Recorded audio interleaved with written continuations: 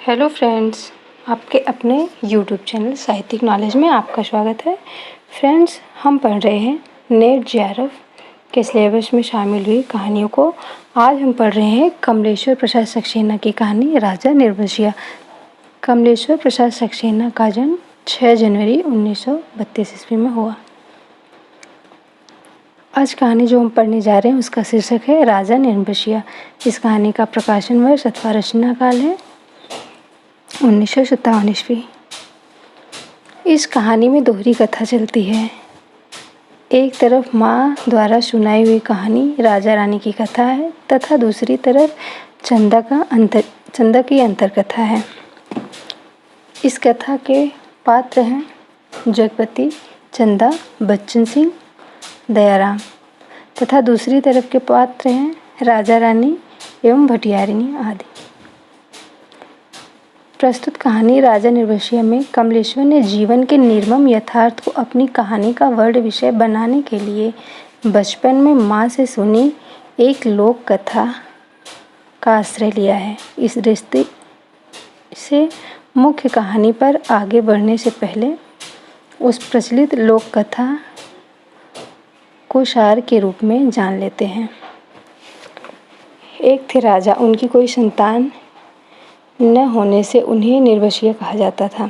यद्यपि उनके राज्य में चारों तरफ खुशहाली थी, सभी जाति वर्ग के लोग अपने अपने काम धंधों में व्यस्त रहा करते थे, हर प्रकार से सुखी रहा करते थे। राजा जब भी शिकार खेलने जाते तो 7वें दिन अवश्य अपने राजमहल में लौट आते थे, परंतु इस बार राजा जब शिकार खेलने गए तब वे 7वें दिन भी नहीं लौटे। तब रानी उनकी खोज में निकल पड़ी। चिंतित रानी एक मंत्री को साथ लेकर राजा को ढूंढने गई। राजा को कहीं न पाकर निराश रानी मंत्री के साथ वापस राजमहल लौट आई। रानी जब तक अपने राजमहल पहुंचती उससे पहले राजा भी राजमहल पहुंच चुके थे। रानी बहुत खुश हुई, परंतु मंत्री के साथ अकेली जाने के कारण राजा रानी से प्रसन्न नहीं हुए। जो भी हो, राजा रानी दोनों परस्पर बहुत प्रेम करते थे।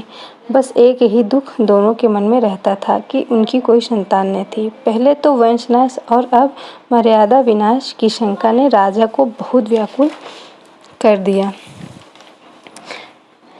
दिन बीतते गए। एक दिन की बात है, राजा सैर के लिए सड़क पर आ गए। वहाँ एक मेहतरानी झाड़ू दे रही थी। माथा उसने राजा को देखकर झाड़ू फेंककर अपना माथा पीट लिया कि हाय, और बोला कि हाय राम, निर्वसिया का मुँह देखा है, आज रोटी भी नसीब होगी अथवा नहीं। न जाने कौन से विपद टूट पड़े। यह बात सुनते ही राजा दुखी हो राजमहल लौटकर मंत्री को यह आज्ञा दी कि वह मेहतरानी का घर अनाज से भर दे। इसके बाद अपने सभी राजर्षि ठाट बाट त्याग राजा वन चले गए। राजा के वन जाते ही उसी रात रानी को सपना आया कि अगली रात रानी की मनोकामना पूर्ण होने वाली है तथा राजा के चले जाने का रानी को बहुत पछतावा हो रहा था तथा राजा की सेविका लुटियारिन का वेश बनाकर राजा को खोजती हुई रानी उस सराय में जा पहुंची जहां राजा टिके थे। वह राजा के साथ रात बिता रानी हर तरह से उनकी सेवा की तथा अगली सुबह राजा के जागने से पहले रानी अपने राजमहल के लिए निकल आई। जागने के बाद राजा भी आगे चले गए। 2 दिन में ही राजा के कहीं चले जाने का समाचार फैल गया। कई साल बीत गए। परदेश से बहुत सारा धन कमाकर उसे गाड़ी में लादे राजा अपने देश में लौट आए।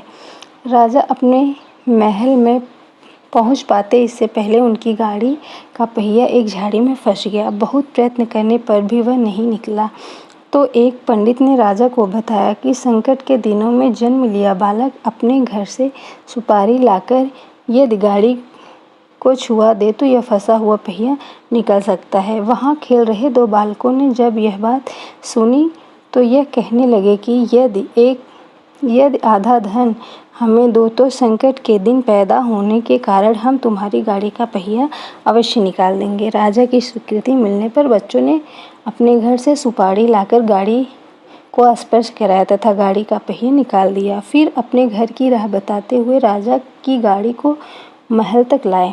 अपने राज्य में ऐसे बालकों को जानकर राजा बहुत प्रसन्न हुए, परंतु जब महल के अंदर जाने पर यह पता चला कि ये दोनों राजा के ही पुत्र हैं, तो राजा को विश्वास नहीं हुआ। इसके पश्चात रानी अपने कुल देवता के मंदिर में पहुंचकर तपस्या करने लगी तथा अपने सतीत्व को बताने का प्रयास करने लगी। भाग्य भी अनुकूल था। कुल देवता ने रानी की तपस्या स्वीकार कर ली तथा दोनों बालक शिशु रूप में परिणित हो गए। यह देखकर राजा को विश्वास हो गया कि ये दोनों उनके ही पुत्र हैं। इसके पश्चात राजा और रानी दोनों ने खुशीपूर्वक जीवन यापन करने लगे। एक तरफ तो ये कहानी चलती है, दूसरी तरफ चंदा और जगवती की कहानी चलती है।